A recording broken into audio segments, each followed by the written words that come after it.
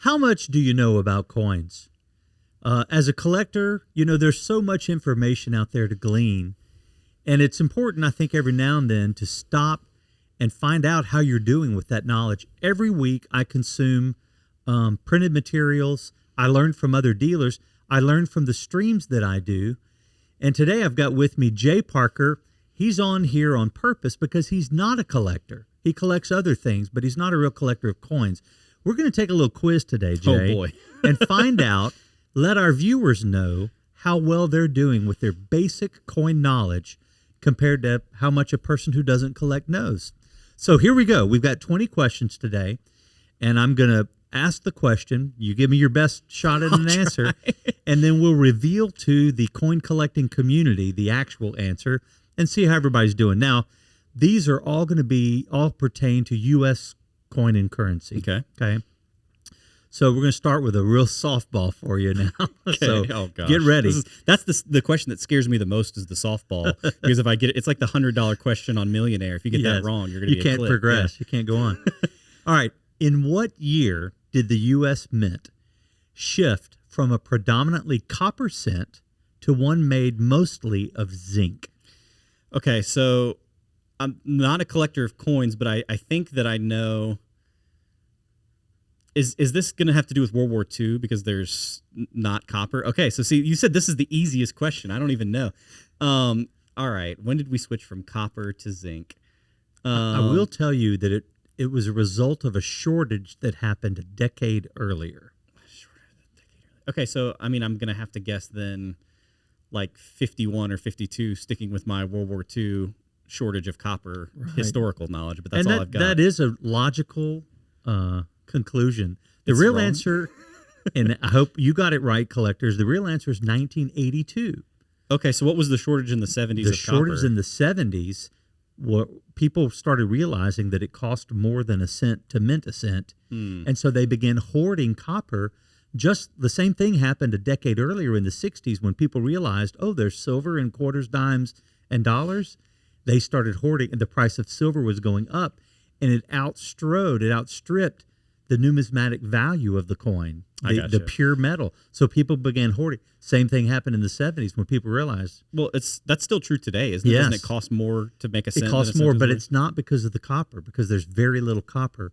So now there's less than 1% copper in a cent. Well, and copper has so many commercial applications. Like there's technology and manufacturing that needs every copper. Motor that is manufactured is full of copper. Well, and computer parts use copper. I mean, there's contact points house and things wiring. like that. Yeah, pipes. All right, question number 2. Okay. There's 0 for 1. All right.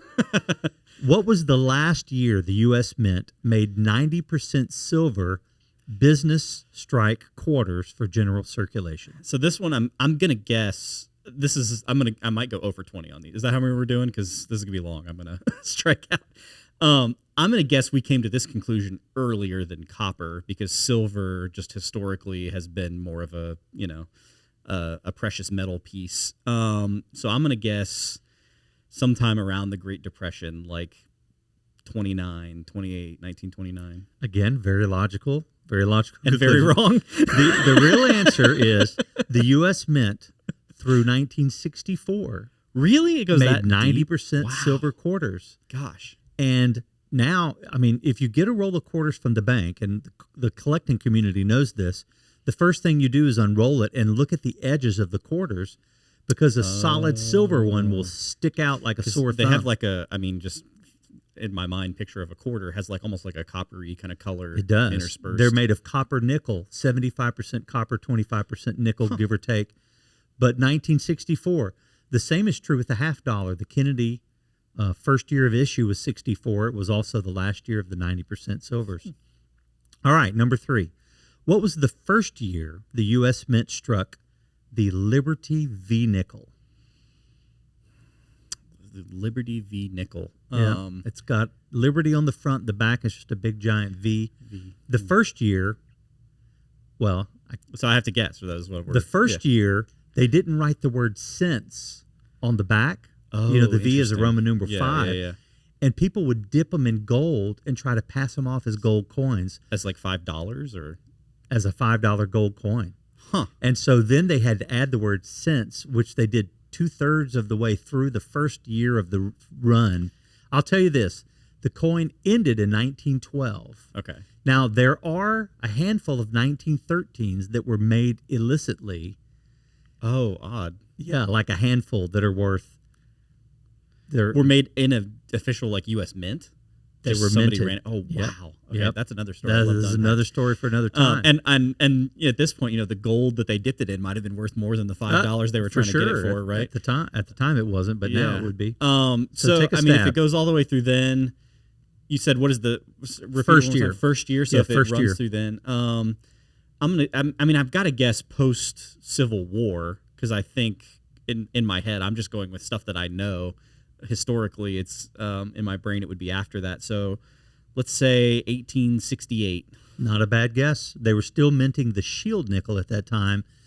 1883 was the first year of the Liberty V nickel. So for the first time, my logic at least holds a little bit. It does. It does. That was actually, you were very close to being right.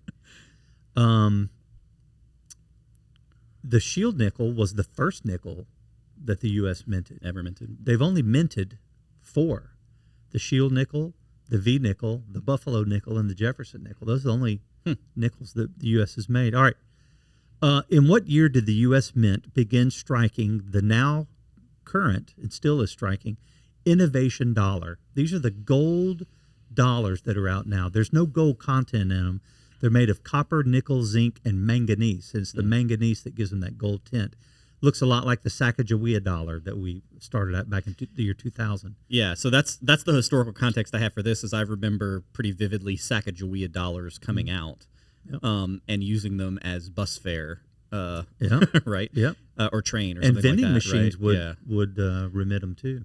So I've got to think that it's after that innovation dollar. So I'll give you another clue. The end run for the innovation dollars is the year 2032. Okay. Yeah, that's what I thought. I thought it was pretty modern. So I'm going to guess is it possible that it's post-COVID, like 2021? Is that too late? That's a pretty good guess. That's what my guess is. 2018 would have been the first so year. just right 2018. before, yeah. So it's a run from 2018 to 2032. Each coin features a state. It's like the state quarters, but for dollars, and a key innovation for that state. For instance, Mississippi has the first human lung transplant because it happened in the state of Mississippi. Louisiana has the Higgins boat on there because infamously saved World War II, really. Yeah. So they're very interesting coins. All of them are NIFC, which means they're not intended for circulation. They're collector items. And they all have super low populations. Are they spendable even though they're NIFC? Every coin that the U.S. Mint has minted is legal tender, starting from 1792 when the first official U.S. Mint was started. Number 5, what was the first year of mintage of the Lincoln wheat cent? So the only thing that I know about this is I'm pretty sure it runs through, like the end of it is sometime in the 1950s in my head. That's correct. 1958 is the last wheat cent. Okay. Yeah. So that was what I was in my head is the end. I'm gonna guess sometime around World War I, like 1918. Pretty good guess. Yeah. 1909 Okay. for Lincoln's 100th birthday. Oh, he that was born in makes sense. 1809. We got the wheat cent. All right. What was the first year of the mintage of the Indian head cent? James B. Longacre's design. So that goes up to the wheat cent basically. It does. Is what In it fact, replaced, right? The last year and the first year are the same, 1909. Okay. That's what I figured. I'm truly, truly shot in the dark, which I guess highlights this as like the common person doesn't know a lot of this stuff. That's right. So in my head, I just have to tie it to historical stuff, and so I'm thinking maybe Civil War era is when a lot of this changed over. So I'm gonna guess 1875. 1859 is the answer. Again, Okay, I just tied had to to go the other Lincoln's side. 50th birthday. Oh, okay. So gotcha. you can track a lot of what's going on with coinage to Lincoln's birthday. So 50-year birthday, we got the Indian head cent. 100th year birthday, we got the wheat cent. Yeah. 200th birthday, we got the special run of Lincoln commemoratives, and we switched over to the shield cent. Okay, I gotcha. 2009 they didn't do it, but 2010, I mean, they did 4 different reverses for the 2009 to celebrate Lincoln's 200th.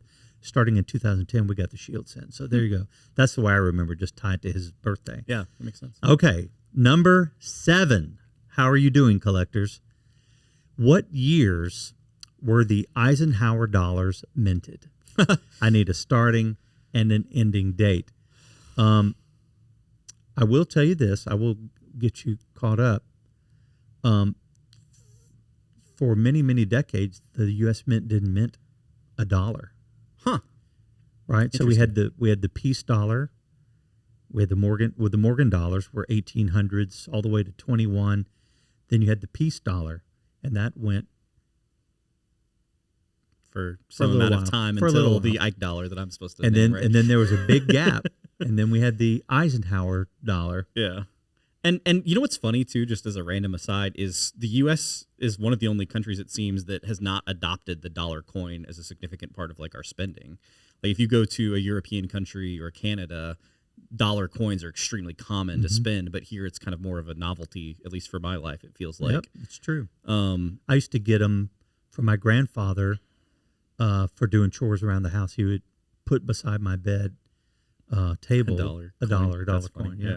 Yeah, the only usage I can ever think of in my lifetime was as train tokens, because that was a big thing. And that might have been specific to that one train station in our area. But yeah, I'm going to guess 49 through 69. 1971 to 1978. Okay. And by the way, it's a very easy series to get into and to collect. None of them are super rare.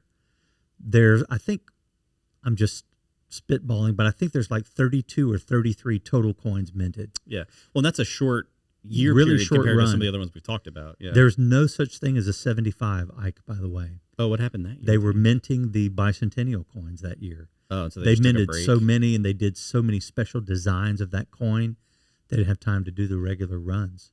So no such thing as a 75. Number 8. What years did the U.S. Mint release the surprise West Point quarters into circulation? So this one I think I know just because it was recent. It's 2019. And 20? I mean, yep, yeah, 2019 and 20.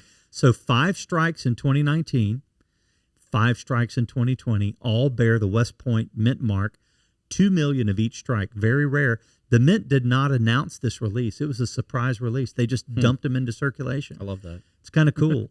And in my experience, you have to search about $800 to $1,000 worth of quarters to find one West Point quarter. Huh. Yeah. So get out there and find them. All right. What year did the Mint begin striking? If you're paying attention, you know this answer already. I gave it. Oh, no. What year did they begin striking the Kennedy half dollar? I should have been paying closer attention. It's tough when the bright lights are on, you know. Just keep in mind, they don't mint coins with your image while you're alive. After you're dead, yeah. So, I mean, 64? That is correct. Yeah. That is correct. And the first one was historical guess. 90% silver. The next few years, 65, 66, 67, 68, 69, 70 are all 40% silver. And then after that, they're clad. Number 10, what date and mint mark is held by the typically highest valued Mercury dime? Now, I'll tell you, the Mercury dime ran from 1916 to 1945. And after that, we started the Roosevelt, which still runs now. It's a 90% silver coin. It has Mercury head on the front, has a torch, Liberty torch on the back. But there's 1 year and mint mark that's like super rare. They only minted a couple 100,000. I think 228,000 is all they minted. Wow. So it's really, really, and all of them that have been found, most, are very worn, like G4. Is that just because of age and denomination, or was there something about the minting process that made them easier to... It was a good strike. Okay. In fact, the Mercury dime overall is a deeply struck coin, and they typically hold up pretty well. It just because it was a dime and people are yeah, sticking it in and their it's pocket 109 years old now. So yeah, okay. All right, so between 16 and 45 and Philly, Denver, or San Francisco, good luck. Oh, I have to do the mint too? I've got no shot at that. What date and mint mark?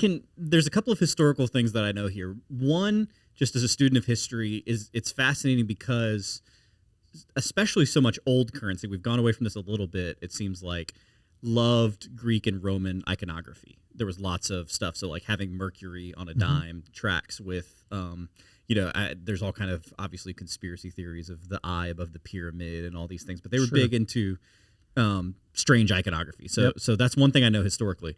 Unfortunately, the dates for this, my two best guesses for lowest mint total, you can probably imagine, are going to be like World War I, Great Depression, or World War II, when we've got other stuff going on industrially that we need to. I'll give you a hint. Mintage. Yeah. The World War II mintages of this coin are among the highest in the entire run. Okay, and that's when we made them out of different material because we were not the dimes. The dimes didn't change. Okay, the penny changed. Penny changed. Steel we made pennies. a steel cent. Yeah. Okay, so that gives me a much tighter range of, do I think it's because of World War I industry, or do I think it's because of Great Depression? I'm gonna guess 1919. Philly, Denver, San Francisco. The San Francisco mint is smaller than those two in my head. I don't know if that's correct, but that's what I think. That is not correct, but that is a really good educated guess. Typically, the San Francisco mint is the lowest of that entire series. Okay. But in this case, the first year of issue, the 1916 Denver mint, was the lowest minted Mercury dime. Was it a function of what years were those mints? And like, was Denver newish at that time, or what? Yeah, the Denver mint began minting in 1863. Okay. Gold and silver deposits. It opened its newer branch, and uses of the D mint mark strikes mostly circulation coinage, although struck commemorative coins in the past, such as the $10 gold. It's not the only coin to bear the D mint mark, though. Dahlonega, Georgia, was an old mint, and we're going to talk about that in a little bit. Also has the D mint mark. Okay, so answer being the 1916 D, first year of 1916 D is the rare, highly valued Mercury dime. Question number 11. What nickel was minted immediately before the Liberty V nickel? If you were paying attention again earlier, this answer has already been given. Is it the Buffalo nickel? No, that one came after the V nickel. The one that came before it is called the Shield nickel and was minted. You want to guess the years? I mean, I know it goes to 1916, presumably. No, it goes to 1883 when the Liberty V nickel started. Remember? I'm talking about nickels now. Oh, I'm with you. Okay, sorry. This is why I'm a Remember Liberty V nickel, 1883 to 1912. Yeah. Okay, so it goes but to before 83. that, we had the Shield nickel, 1866 to 1883. It's kind of a short run of that, huh? 17 years. Yeah, I mean, you're right after the Civil War, and it's the first nickel that the U.S. minted. All right. What are the beginning and What are the beginning and ending dates for the run of the Buffalo nickel? Okay, so we know that the Liberty V nickel ended in 1912.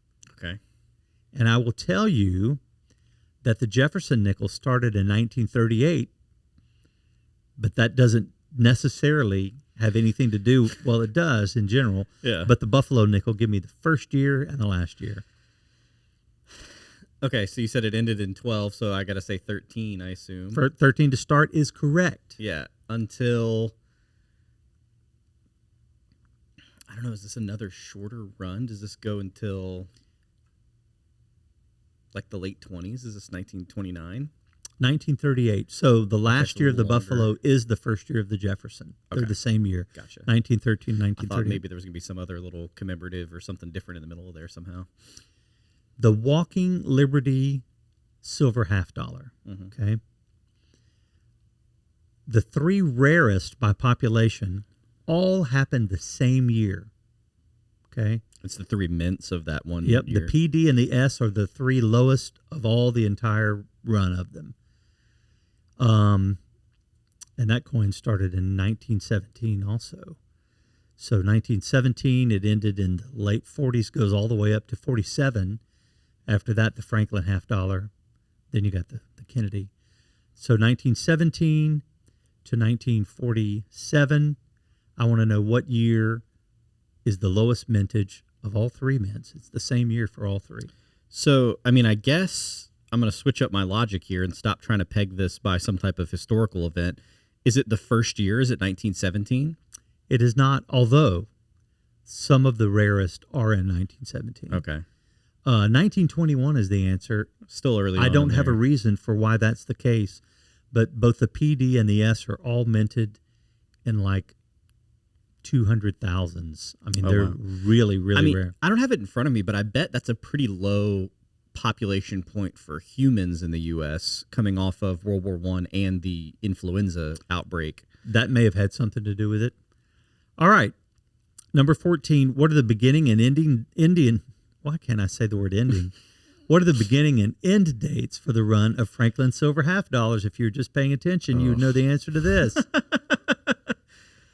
All right, we just said that the Walker ended in 47.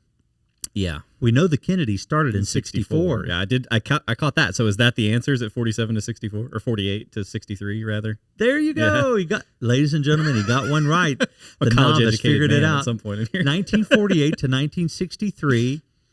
Bonus question. Are they made of mostly A, silver, B, copper, C, chocolate? Well, I know now that we didn't take silver out until way later than I thought, so that's going to be my guess, is silver. That is correct. All right, question 15. Name the 1 cent U.S. coin that was struck prior to the Flying Eagle cent. So the Flying Eagle cent was the first small cent the U.S. ever minted, which is a big clue to the answer. Yeah, I mean, we're talking like 1700s, like late 1700s here. Starting in 1793. Yeah. I mean, I know we had hay pennies that were like half. I mean, I got no shot other than just guessing at things Benjamin Franklin was into. Go at the for time. the obvious. Go for the obvious. We printed the first small cent in 1856. Oh, so it was a large cent? I mean, is that the large cent Okay, from gotcha. 1793 to 1857? I got you. I thought in my head I was thinking that these are all going to be named after some type of imagery or something like that. But it's truly there's just a number of different head styles. There's a coronet head, a classic head. There's a flowing hair. There's like 5 different styles of them. But they're all large cents. cent. They're about the size of a $50 now. Okay, I got you. 16. What years did the U.S. Mint produce the legendary U.S. State and U.S. Territories quarter? There you go. If you were paying attention as a child, I was alive during this. You were alive during I these. think they started in 99 or 2000. Like it's right that is around correct. there. 1999. And then I could probably do some math on this because. So let me think. There's 50. We're talking about just the states, or we're doing the territories as well. The question said and the territories because they did Guam and they did Guam, U.S. Virgin Islands, Washington D.C., yeah, Samoa. So I mean, I'm gonna guess that it's in the realm of, let's call it 62 for nice math if we're dividing it by 4s. So I'm gonna guess that runs through. I mean, could it have ran with all those territories to 2018 when we started changing to like some of these other print runs? Is that too late? In my head, no, it had to have ended sooner than that. I'm going to guess 2012. 2009. Okay, even that was so they further did than- 5 a year. Okay. So that gave you 10 years, right? That got you 99 to 08. And then they did 6 of the territories in D.C., American Samoa, Virgin Islands, Guam. Those came out in 2009. The series that came right after that is called the America the Beautiful series. Okay. 2010 to 2021. All right. What quarter immediately preceded the Standing Liberty quarter? All right. The Standing Liberty quarter got us all the way up to the Washington quarter. Mm-hmm. So it ended in 1930. The U.S. did not mint a 1931 quarter. And then we started the Washington in 32. We had no quarter in 31. That's right. Weird. It is weird. Huh. So I want to know what came before the SLQ. What came before the Standing Liberty? So I just purely going off because I don't know. The answer is I don't know. But since it's called the Standing Liberty Quarter, part of me thinks that maybe it's a sitting or walking or something that's not standing, because why would you specify? It would just be called a Liberty Quarter if not, in my head. So I'm going to call it the the twerking Liberty Quarter. The walking Liberty Quarter is my best guess. That's really good guess. And before the one I'm about to tell you, there was a seated Liberty Quarter. So I wasn't far off with just blind guess. That's a very good guess, and that's why they did the standing Liberty Quarter. The Barber Quarter ran from 1892 to 1916, which is the first year of the standing Liberty Quarter, which is by far the most rare. There's like a few thousand of the 1916. So I guess what I'm gathering is those teens years we were minting very low, because that's been kind of a consistent, like 16 through 21 seems and like it's all very based low. on supply and demand, you know. Also, a lot of coins first year runs are smaller because they're working out the kinks, and they're still in design, so they might not mint for 12 months of the year. They might spend 2/3 of the year getting the dies right. Yeah, building it all. And going, all right, now we can run them. So that's true for a lot of coinage, is that the first year runs typically are smaller. And then they want to gauge popularity too. Because in the case of some coins, like the Flying Eagle small cent, the first small cent was only in circulation for 2 years. They only minted it 2 years. People didn't like having that. They didn't small care of a for it. thing. They didn't really like well, it. and I mean, like I said, you mentioned this in the intro. Like, I don't collect coins, but I do collect other stuff. And there is something to be said, I guess, across hobbies of the first year of something being out is kind of a cool piece historically to collect it. So that's kind of neat that it lines up with coins where that's also the lowest mintage sometimes, because the first year it comes out, it's like a first edition in trading cards or rookie card in sports or whatever, right? It's like the first year something happened. Yep. Number 18. What year did the U.S. Mint transition from the wheat cent to the Lincoln Memorial cent? You should know this. Well, 58, right? Didn't we say that earlier? 58 is the last year of the wheat cent, right? So 59 would be the year. 59 is your first year of the Lincoln Memorial cent, coinciding with Lincoln's 150th birthday, right?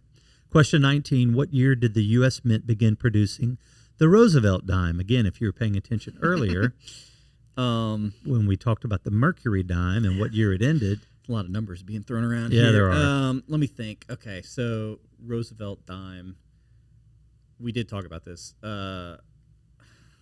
And I've already forgotten. I don't have the. So think back to that Mercury dime, 1916 to 19. Yeah. I don't know.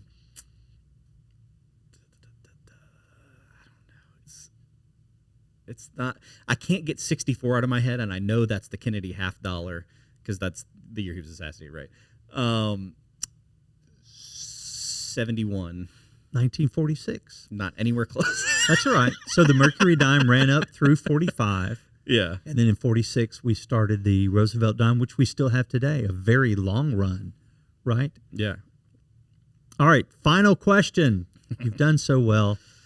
And the collectors feel really good about their general knowledge. I was going to say, it's like, have you ever heard the theory that we should put like an average athlete in the Olympics so we can see how fast they're actually running? That's what I am for these coin collecting. Or fan play for the last minute of out of kilter NBA games. The fan in seat number section 113, row D. That's what we've done. At least they know we're not staging this, because I truly know none of these. No, you've seen none of these. Which is the most rare by population of the regular business strike Liberty V-nickels?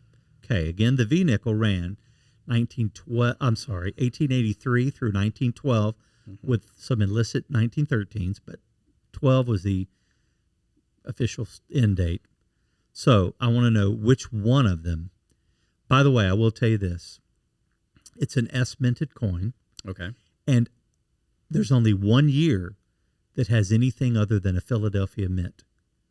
This 1 year has both a Philadelphia, a Denver, and a San Francisco.